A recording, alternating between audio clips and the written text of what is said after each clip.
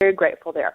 But Eleonora posted on Facebook page an article she read by Dr. McCullough. And many of you who follow alternative health news and natural health news may know of McCullough. He's quite famous.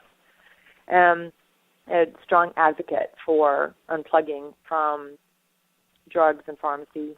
And she was so moved by this article, she just posted it right away and has the most amazing story.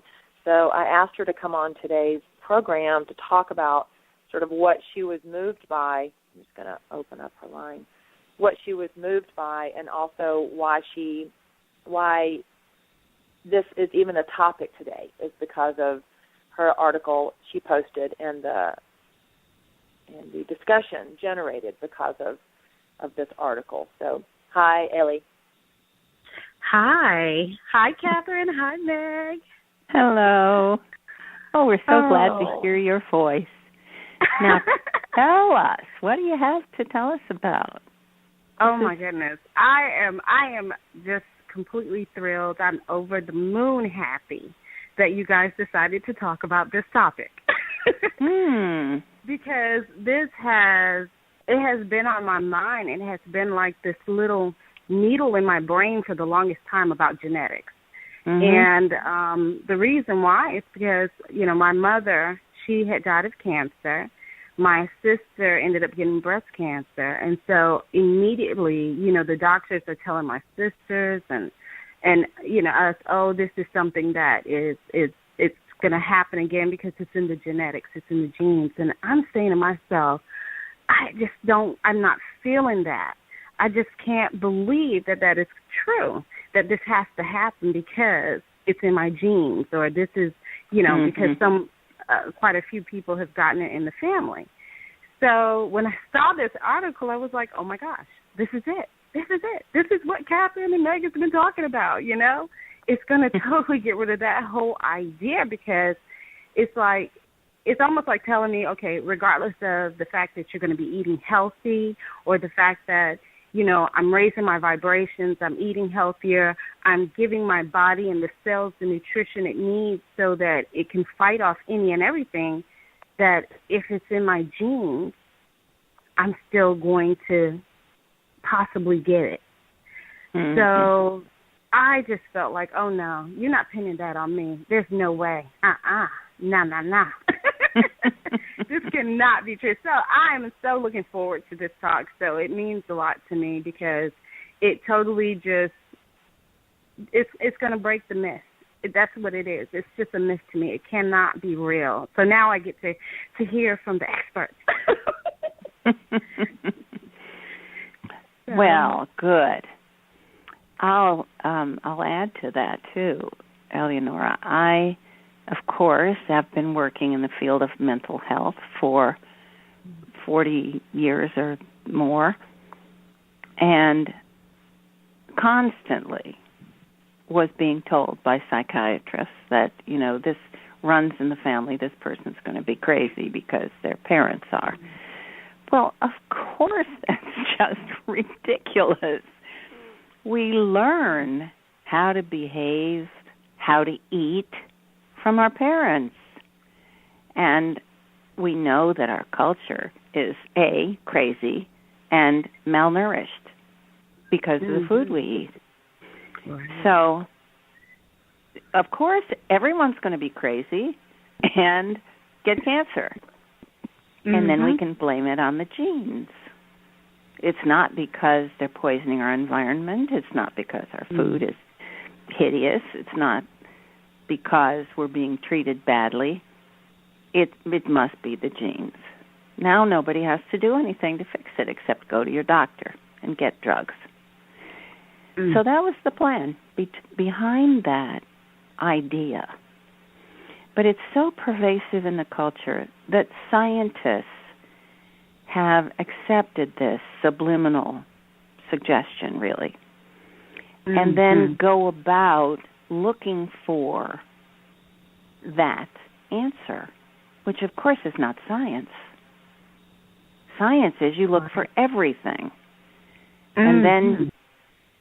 and eliminate things that don't seem to go together or that don't seem to be true. Well, there is a fallacy in science that is so common and so well known that you would think that scientists would get it, that this is what they're doing. It's the correlation fallacy. If two things happen at the same time, it does not mean that one caused the other. They just happen to occur simultaneously.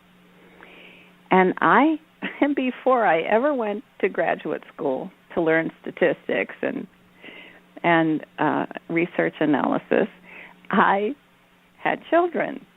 And I remember vividly a day when my son, who was about 3, told me this in the most adamant terms. He heard the back door slam and the grinder in the sink, that thing. I've never had one since. The thing that chops, the disposal, right, where you put all your food into the water supply. So he heard the back door slam. Somebody came in. Oh, we just have it. We have an interference here. Maybe we need, can you hear that? I can hear it. All right, let's see if we close. No, it's gone now. Something on the call? A little cross wire there for a minute. Okay, so the back door slammed and the kitchen disposal turned on. And he said, the door slam made the disposal go on. It made it go. That's how you turn it on. So if you ever want to use the disposal, you have to slam the back door.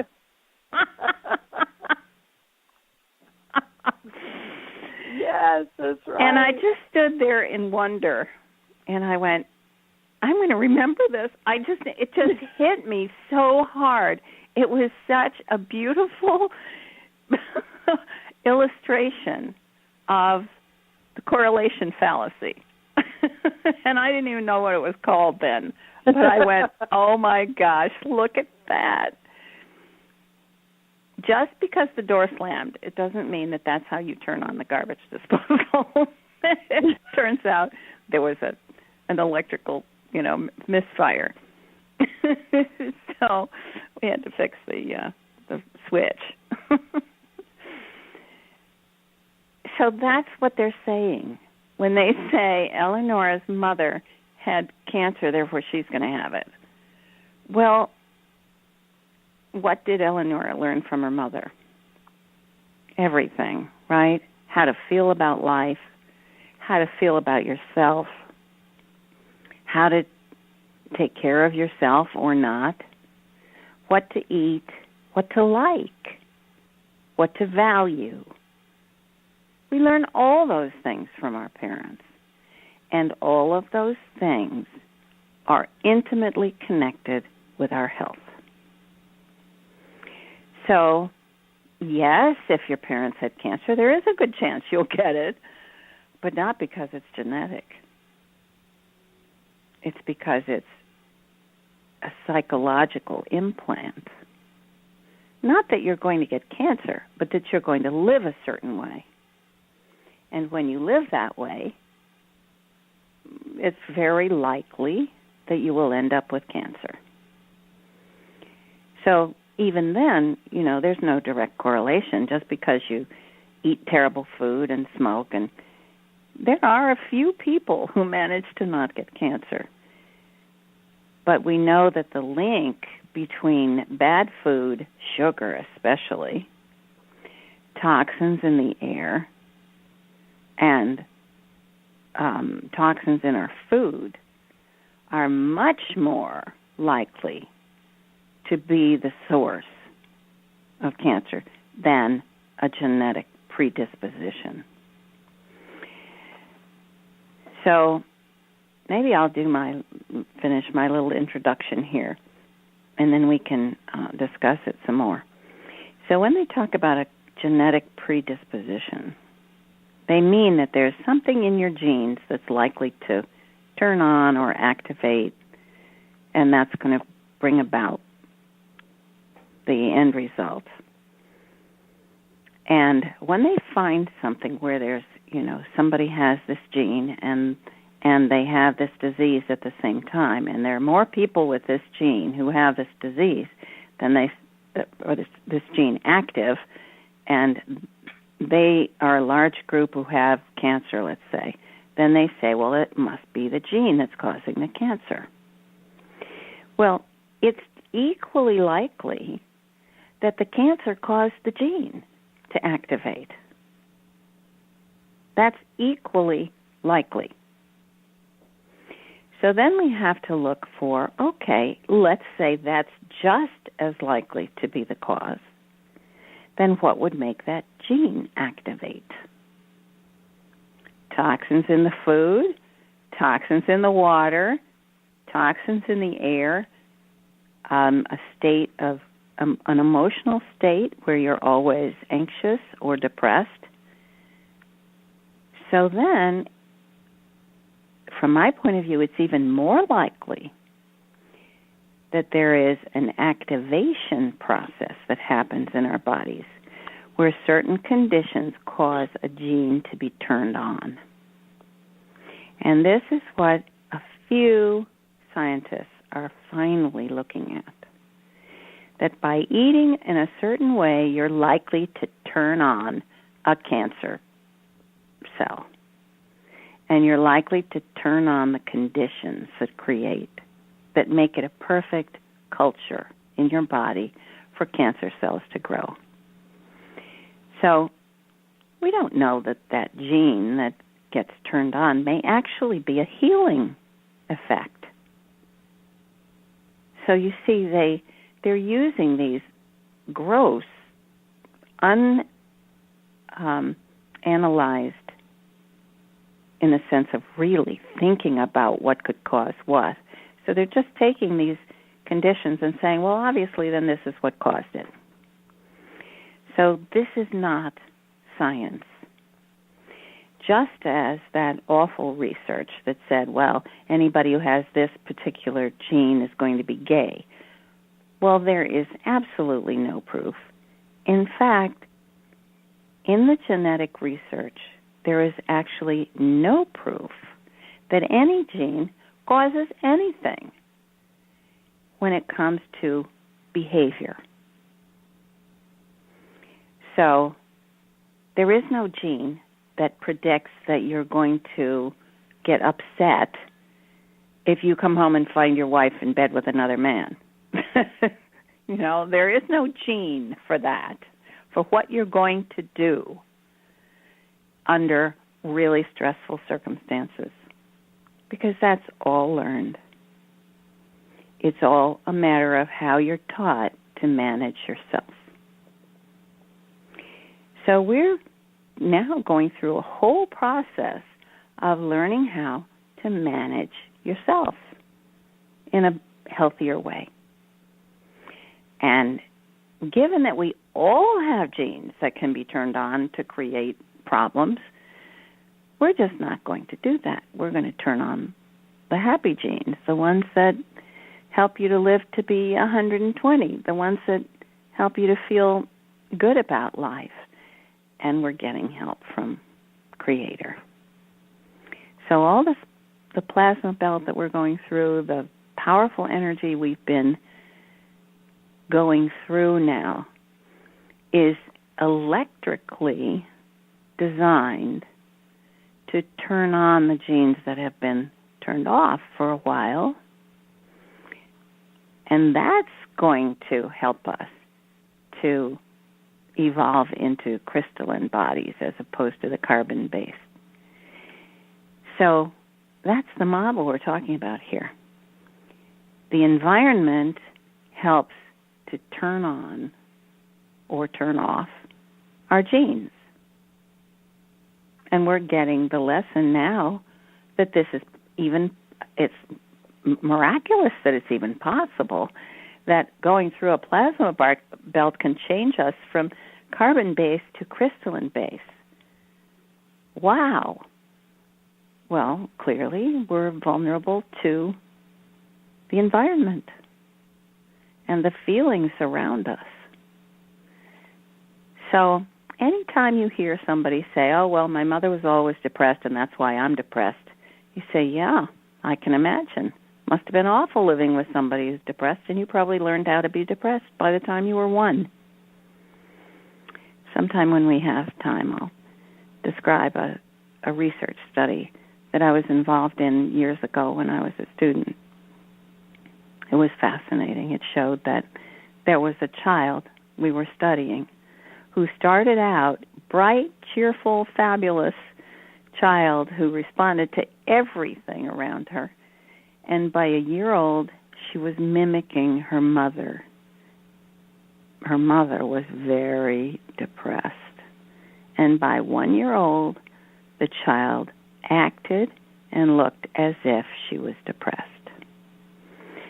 Now, nothing, she wasn't being abused, but she was around this mother who was in very low energy, very little vitality. So the child, by 1 year old, I'm underlining that, acted depressed. So she wasn't depressed at birth. She learned how to mimic her mother.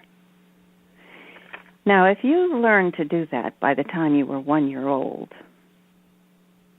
it was long before you had any choice about what kind of person you wanted to be, what kind of life you wanted to live, and how you wanted to think about life and think about yourself. So this is what we're talking about when we talk about, there's no such thing as a simple genetic cause and effect for all these things. That's just a convenient way of covering it up, really. Like the idea that autistic children are born that way. Well, ask parents. They know what their child was like when that child was born. And they know that there's something that happened. And it happens before the child can talk, and, it's early on, so they're confused when they're told that this is genetic, and it just happens at a certain age. It just like comes online at a certain age, and that's why they're like this. And the same with schizophrenia. It's interesting that schizophrenia usually appears around, it's full-blown, around 19 years old. And that's exactly the time that most people are leaving home.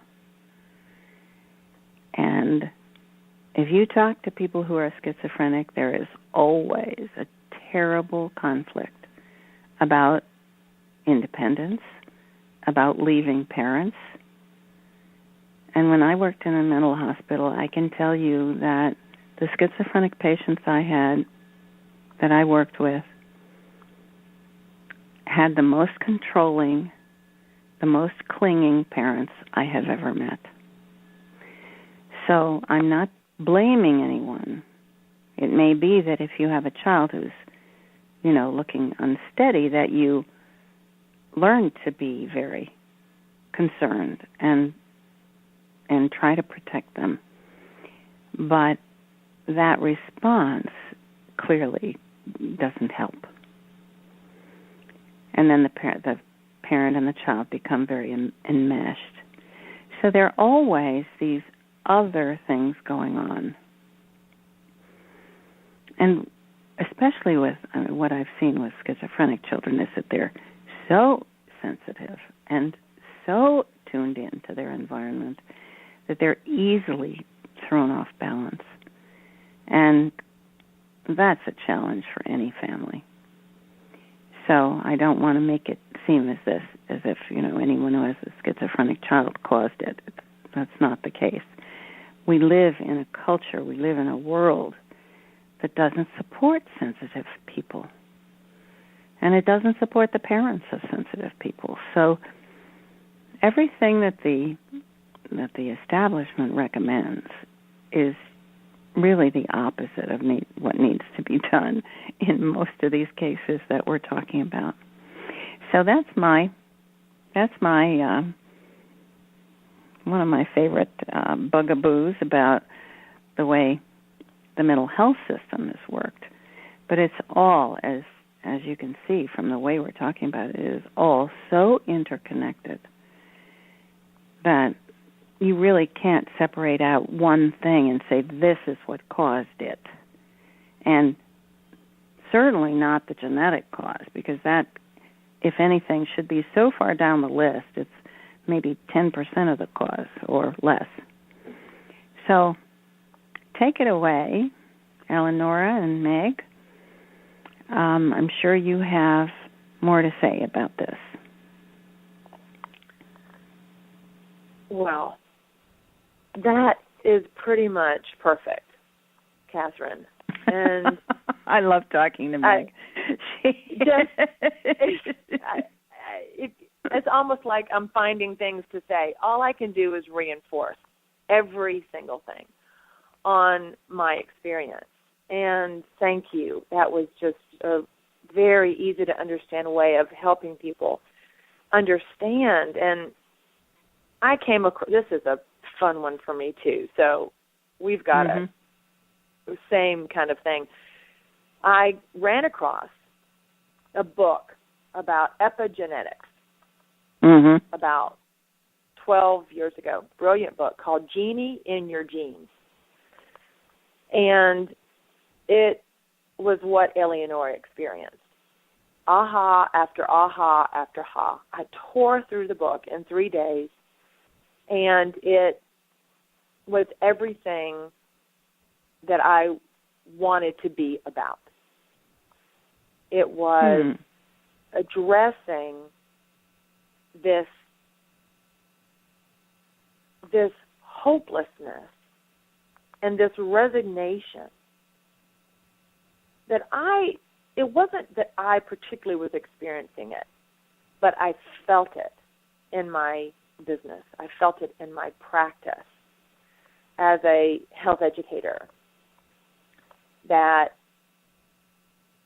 if people believe that they're fated to express something, whether it's mental and emotional problems or whether it's a physical illness,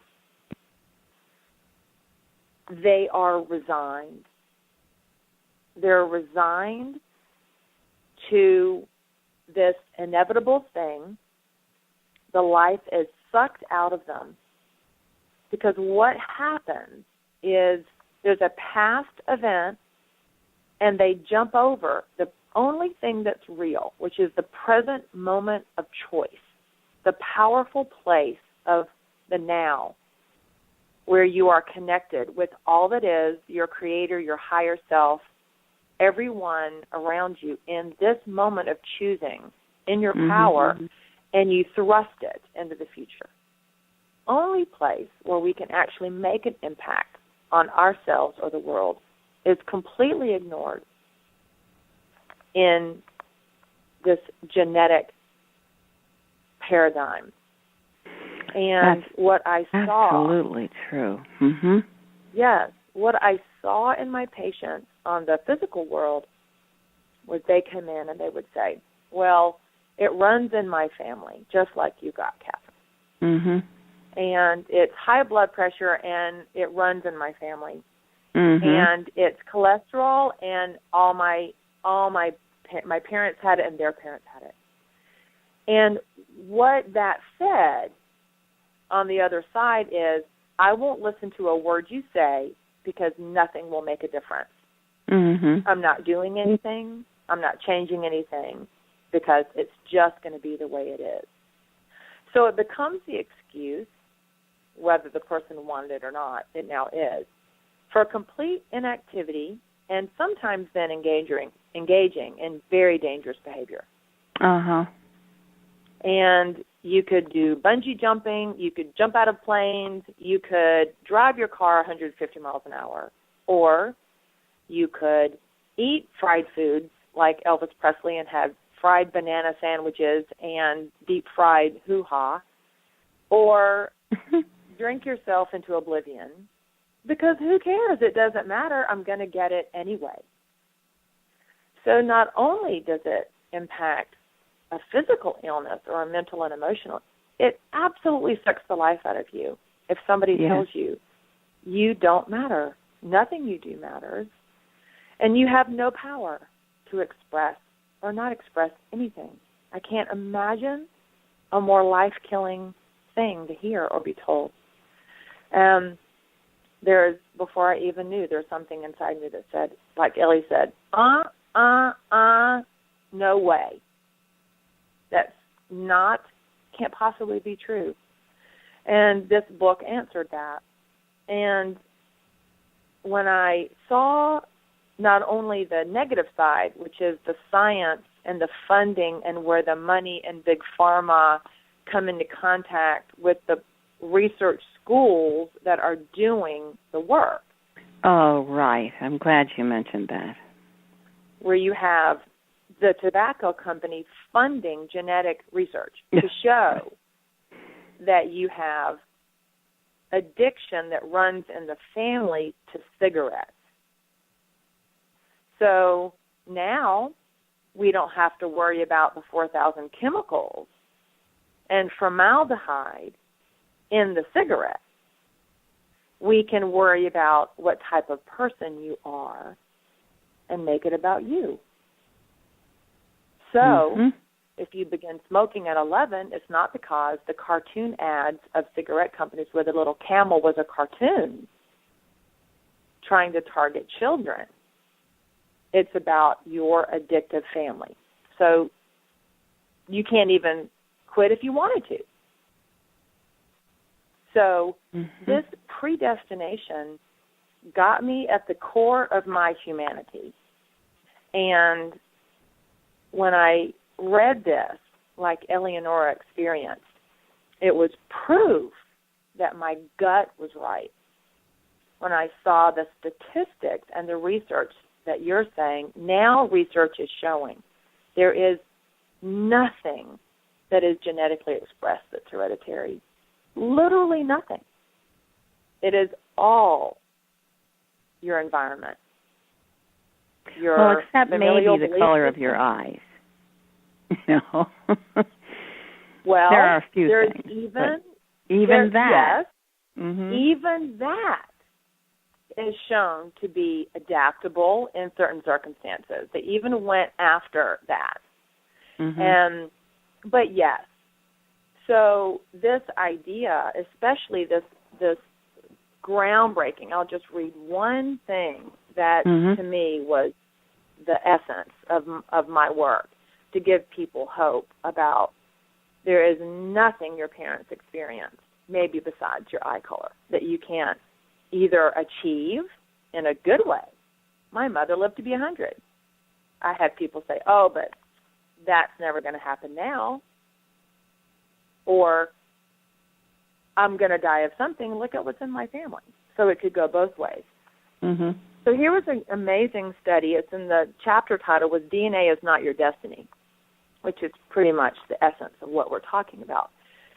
One of the first animal studies that demonstrated that an epigenetic signal can affect gene expression, and what they mean by that is, do you have a positive spirituality?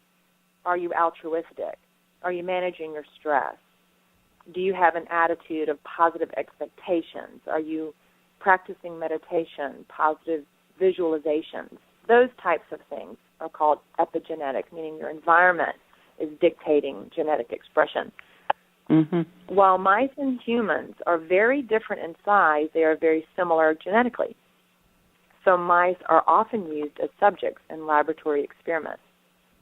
In the early 1900s, research discovered that a gene that had long been known to affect fur color of mice, called the agouti gene, was related to a human gene that expressed in cases of obesity and type 2 diabetes. As well as having yellow coats, the agouti mice ate ravenously, and they were subject to increased incidence of cancer and diabetes and tended to die early. When they produce offspring, the baby mice are just as prone to these conditions as their parents. So Dr. Randy Jirtle at Duke University discovered that he could make these mice produce normal, slender, healthy babies. And he also discovered that he could accomplish this in one generation, not 3 or 4, like breeding it out of the parents. Mm-hmm. One generation, he changed this expression of this gene without making any changes to the mouse's DNA. And what he did was he began feeding the mother a diet rich in a food group known as methyl donors. Now, this group of food is broccoli, Brussels sprouts, dark leafy greens, toasted wheat germ, healthy food from Mother Earth. He started feeding these mice these foods. And what happened is that the expression of the gene completely turned off in the children in utero. So not in utero. So then the baby born was half the size of the parent. And the parent, after time, became half its original size by losing weight. And so what they're showing is that food, a particular food group, which helps the cortisol levels of the body, the pancreatic function, and the liver function, which are broccoli, cauliflower, Brussels sprouts, dark leafy greens, completely altered genetic expression in mice, and of course, therefore, with obesity, which is completely true. If somebody changes their diet, the diabetes disappears. Mm-hmm. So that's brilliant. Is a masterful, brilliant study. And they've also done, the book has tons more. One particular one that touched on your work, Kathryn, that I found amazing is they talked about the link between childhood stress and adult disease percentages. Mm-hmm. And this touches on Sananda's discussion that he's always hinting us to talk about is the cortisol and the fight or flight mechanism. Mm-hmm. And when children are exposed to not just arguing parents, but real stress that Kathryn's experienced in seeing her patients, real dysfunction, alcoholism, abuse, mental and emotional illness, and different things, and the child's cortisol and adrenaline is triggered in utero or soon after by a conflicting family life, that actually starts turning on genes for adult illness.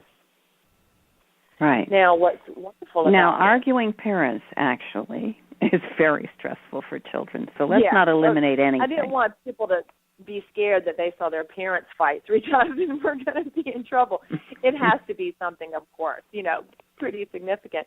But the good news is that visual centering in Kathryn's work turns off the genes and turns on the genes for longevity. Eating a nutritious diet solves the cortisol and adrenaline problem in the organs. It's a combination. It's not just one or the other. It's both. Right. What's interesting is when you get visually centered, you choose differently because you love yourself. And it goes the other way. If you start loving yourself with better choices, you're going to want to seek out ways to clear childhood problems. And you would seek out visual centering or who needs light. It works both ways. Mm-hmm. It's all about loving. But nobody is going to engage in self-loving behavior and truly understand the power that they have in the now if they buy this load of crap that this industry is trying to deal. which only feeds pharmaceutical companies and hopelessness. And it's done. That in no way fits in the model we have for fifth dimensional living and the new golden age. It is an old paradigm, and it's done. And as soon as Ellie brought this forward, it flew throughout the grid. I know that every crystal grid worker out there felt it. It just was brought up to say it is done. And there is no more hopelessness. There is no more, I can't change because. There's nothing that can follow that that's true. And at the heart of what this is talking about on a spiritual level, and all the work that you bring through in your work, Kathryn, with the masters and these messages, is the only thing that dictates your expression of anything is your own vibration and your own ability to take hold of the thought forms that want to remove your power and correct the lie. Correct it. I don't care what color coat they're wearing. I don't care how many floors in the hospital they have. I don't care what billions of dollars a school gets and how many letters are after their name. Nothing anyone says to you changes the power you have to completely heal your body at every level. And this is what their messages are. This is how this story is done. It is done. It is done. Oh, thank you, Meg. Oh, that was just brilliant. Well, clearly we've been on the same page here for a long time, and we're just bringing it all forth together, and I love that, that our work has been so in line for so many years. It's wonderful, isn't it? Yes, and it really is fun. Eleanor is on the chat room. We have the chat room open while we're doing this conversation part of the show. We're going to let people talk to each other in the chat room. So I don't feel any need to wrap up what we've said unless you want to put in one more. No, we're good. The only other thing we had mentioned was Cyril. So however you want to weave Cyril in, before or after, is up to you. Yeah. Well, I think now would be a good time to talk to Cyril. You mentioned early in the call how you were getting help and how Christine and Eleonora were helping you to weave your manual, your book, into something really beautiful, and how important that is. And I got an email from Cyril this week talking to me about how he does the translations. And he said, am I doing this wrong? There must be something. It's taking me so long to do them. And he described the process. And I laughed out loud because what he described is exactly what happens to me. So I asked him if he would come on and talk about his experience of creating these deliciously accurate and beautiful French translations. Cyril, are you there? Oui. Yes. Bonsoir. Bonsoir. Bonsoir, Kathryn. Bonsoir, Meg. Et bonsoir, Gabriella. Bonsoir. I wanted to say a little hello to Gabriella because she's been so supportive in every translation I'm sending to her. So I wanted to send some lots of love to her for all her support. Thanks. She's listening. Yes, I can imagine. Another thing I want to make a testimony is how Meg is working, because I sent her an email a few weeks ago, and have already a good diet. And she said, I'm going to give you only a few advice, and it's not my diet switch from a good diet to an exclusive diet. I saw something very funny. Even my hair, I'm close to 55, so I have some gray hair. They are growing dark again. Oh, my. Yes, and the thing I have with my heart, and slowly, things are changing. And really, Meg, I love her very much because she's doing a great work. I love every suggestion, every teaching she gave us. And when she sent an email to you giving some tips and advice, it's like 2 pages, and it's amazing because suddenly you see life in a different way. Oh, thank you, Cyril. Your heart, do you want to describe what the difficulty was and how you're doing? Yes, of course.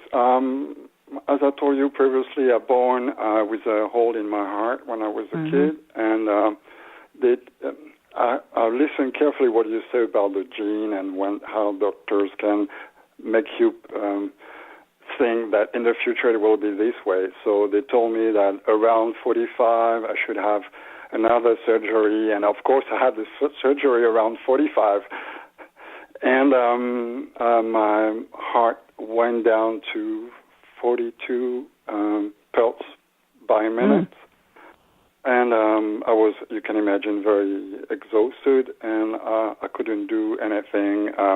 I was like starting to be depressed. And I didn't want that, so finally gave up and had the surgery to have a pacemaker. And it was interesting because it looks like my body find his balance by himself, because after a few months I had a hyperthyroidism, so it makes my heart beating faster. And I had the feeling that my body was trying to make the balance by himself. So right. I find it very crazy. So instead of, they put a battery in the pacemaker and they tell you it should last like 6 years, and mine lasts 10 years. And the doctor was almost mad to tell me, oh, your heart doesn't use it anymore.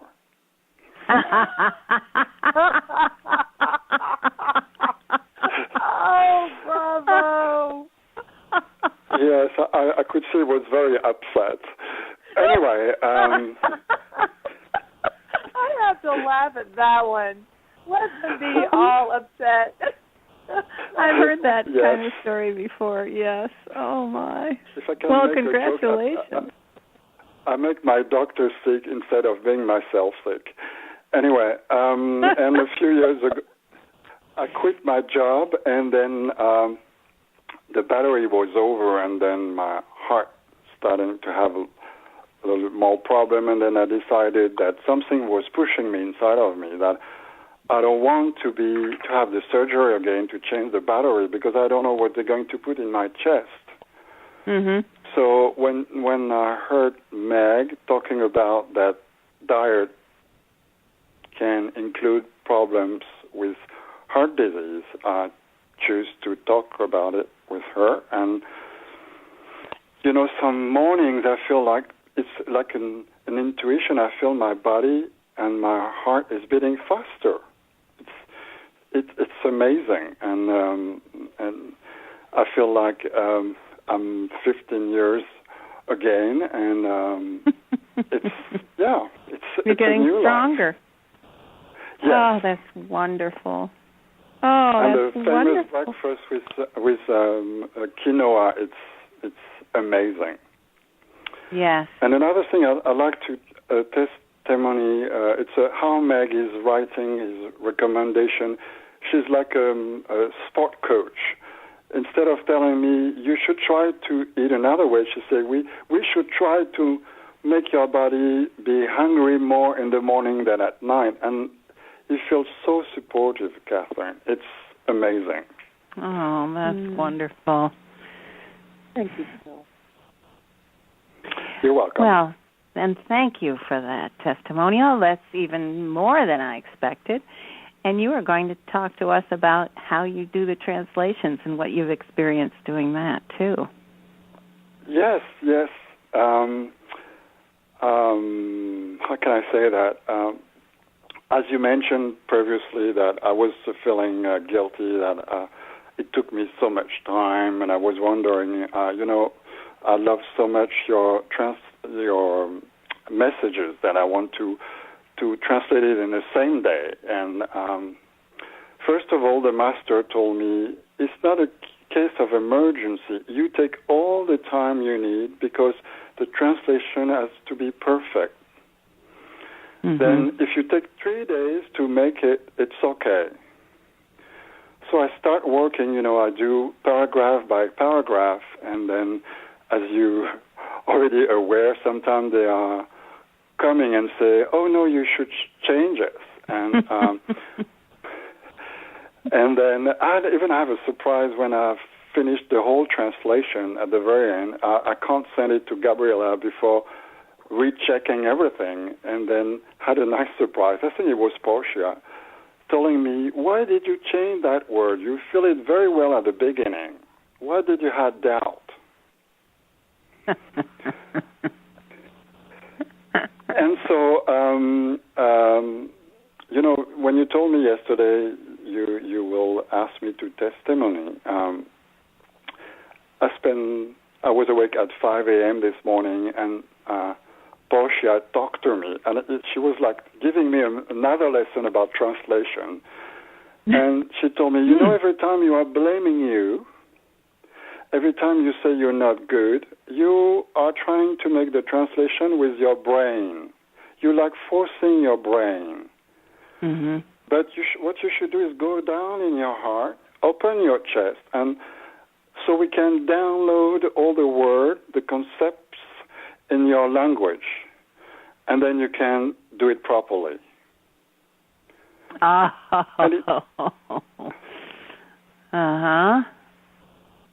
I was feeling like, that we can channel with our heart instead of our pineal gland. It's just, maybe I'm wrong, but sometimes when the master is coming and then is helping me, because sometimes I'm hungry against me, and I'm angry against me, and then I'm blaming myself, and then the master is coming, and he say, you should stop doing this, because the more you try to force yourself, the less I can talk to you. Right. Yes. And what I felt is, when I want to thank you for something, Kathryn. Your culture is so huge that I learn English every messages.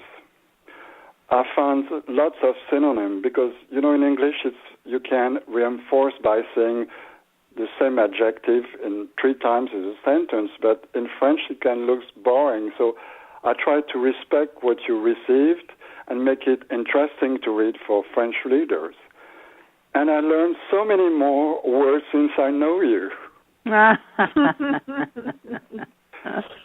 it's amazing because also the master makes you think, you find the words. And actually I realized they were the one to send it, because suddenly I feel it in my guts. I don't know if it's because I'm a male that I feel it there, but when I see, because sometimes I take a dictionary, I look for synonym, and I say, no, this is not the right word, I can't feel it. And suddenly, if I feel like the energy of the master is coming in my guts, and I know this is the word. Right. I feel that too. And I can even tell you, sometimes I'm about to cry because I can feel they are so loving. Yes. And I want to talk about what can be a kind of sensitive subject, is when people were doubting about the fact you were channeling Sananda, I can tell them that I have no doubt at all. Because when I'm translating his word, I know it's him. I can't tell you why, but I feel in all my body. Mm-hmm. Yes. And I can feel the difference between Sananda and Portia. I love when Father God is coming because it's really the Father, and is helping me in a translation like a father will help you doing your homework. Mm-hmm.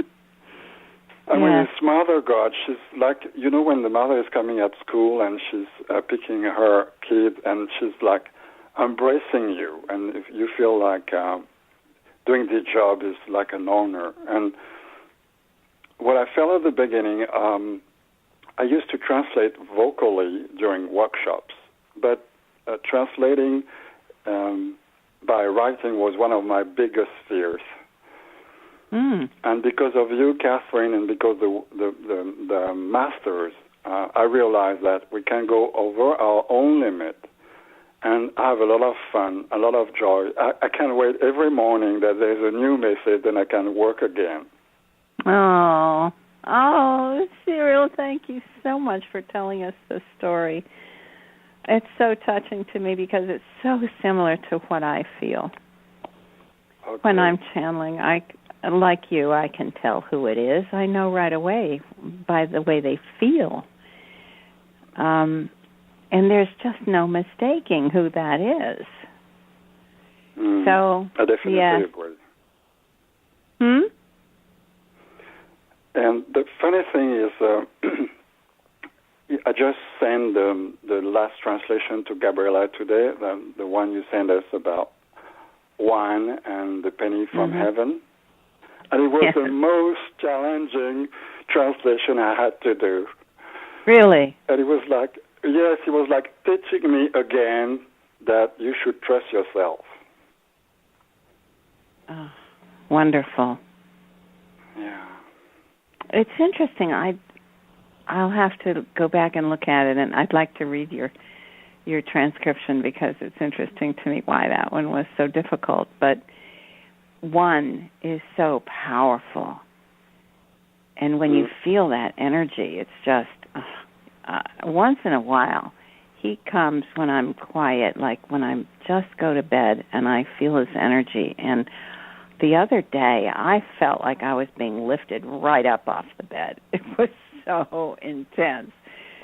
So there's no question that there's someone there, and that that's who it is, because the power of that energy is so fabulous. Oh, yes, it is. And they have all a different way to support me translating. They're all doing it a different way. One was coming, like when you have a clothes and then you have a hood on the top of your sweatshirt. Uh-huh. So one was like coming, putting his energy around my shoulder and covering my head. Oh. Yeah. And the last thing I would like to say is, if it's necessary, I would like to encourage any potential translator, because you feel like doing a favor to you or to the Ascended Master, and actually this is the opposite. I feel like receiving a workshop or a training every time I'm translating, because they're all teaching something different. Like for a couple of times I couldn't translate anything, and then I sent an email to Gabriella saying that I will translate some old wines. And I kept one of the Kutumi's messages, and he was so funny, and Mother God did the same thing. Like when cats want to be caressed, when you stop caressing them and then they put their head under your hand and pushing your hand, so you restart caressing them. So they are doing the same thing. Come on, don't forget to translate this message. Oh, that's just lovely. I'm so glad you described this, because this is it's the same way I experience them. It's a gift to take these messages. Yes, it is. So if there's any potential translator, and they are, I'm not a professional translator. I do it because I enjoy it, and I receive so much. I'm very grateful, and I know that you asked Sananda approval, so I have to share, if it doesn't bother Meg, that we had a conversation the other day, and I say, I would like to translate some of your information into French. And then Meg told me, if Sananda trusts you, what should I do? And then I realized that I shouldn't have doubt because Sananda say yes. Right. So I bet Meg will say yes, too. Say? Of course. Yes. And actually, a lot of translators didn't understand this at first. He approved the translator, not the translation. So once a person has been approved, that's it. You know, once Sananda says yes, then we go with that person because, like what you've described, your translations have to be wonderful because your heart is in it. You're really listening. You're looking at every word and feeling the meaning of it. And, of course, the translation's going to be beautiful, as they are. So thank you so much, Cyril, for coming. That was so rich. I had no idea you had so much to share with us. So thank you. Much appreciated. You're very welcome. Okay, bye-bye. And thank you for all the beautiful things you're sharing with us every call. My life has changed so much. I can't read anything else. I'm just focusing on reading what you send us and take the time to translate. And to add something to what Meg is telling us, the masters told me, now you have to go to bed earlier and eat properly because you need energy to translate the right way. Right, and so you're getting healthier all around. That's wonderful. Yes, I think so. Well, thank you, Cyril. It was a pleasure talking to you. Thank you very much. Yes. So we will keep in touch. Yeah, no problem. A bientôt. A bientôt. A bientôt. All right, we'll close Cyril's line. And it's really getting late, so I think we probably should move on to our translation, to our channeling section of the show. And I know there are a couple of people left who wanted to speak. Well, maybe if we can do it in a minute or two.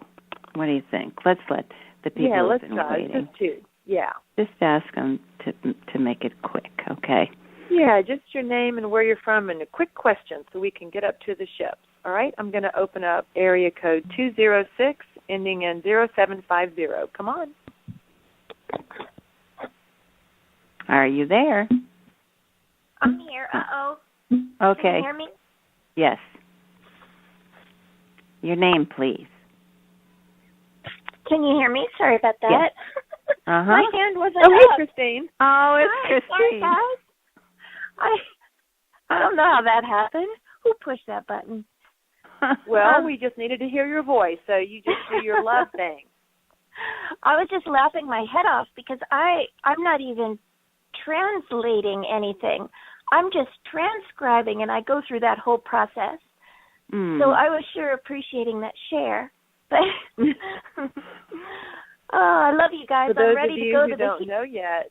Yeah. Oh, sorry, Christine. I was just going to tell people, for those people who don't know yet, Christine is going back, starting at the earliest message of the Blog Talk channeled the Blog Talk shows, and is transcribing the Blog Talk shows so people can read the nutritional messages and read the channeled messages that come through Sunday and Wednesday, which is amazing. So here she is, stop, start, and pulling in these messages. So I can only imagine the transmissions that people must get, Kathryn. Mm-hmm. Again, I mean, we get one transmission, but these people who are translating and Christine, who are going back over, and Eleonora is putting everything on a YouTube channel. Oh, we haven't mentioned that. I'll just really quickly mention that.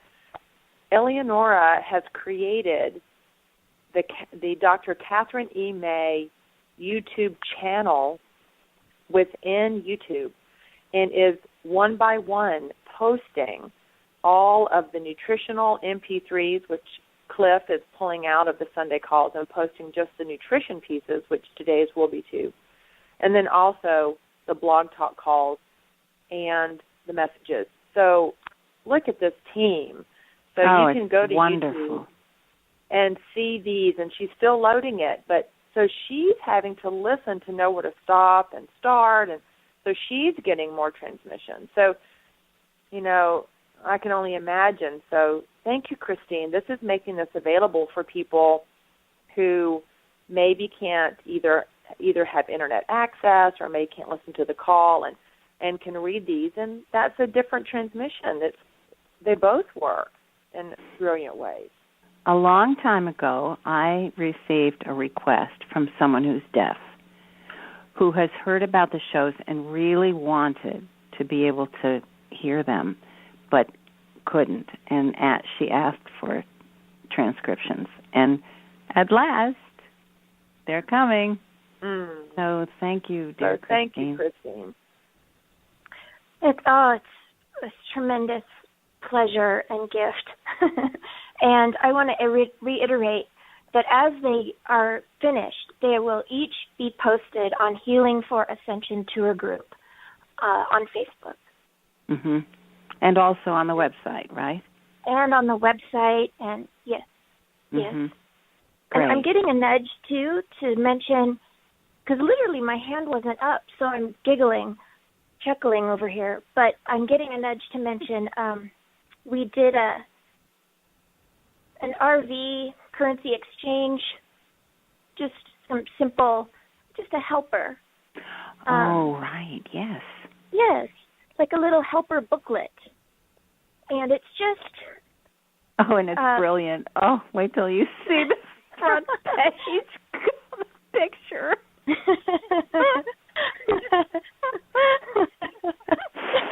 Creator pushing the reset button. Oh, it's so fabulous. You've got everybody who's here, you've got to see this. So that's on the Healing for Ascension Tour page? It is. It is. Okay. And it's just meant to be just a help as we get so close to this blessing. And so we'll mention that real quick. I think that's why my hand was raised. Okay. Somebody pressed the one helpful. for you. We got a little help.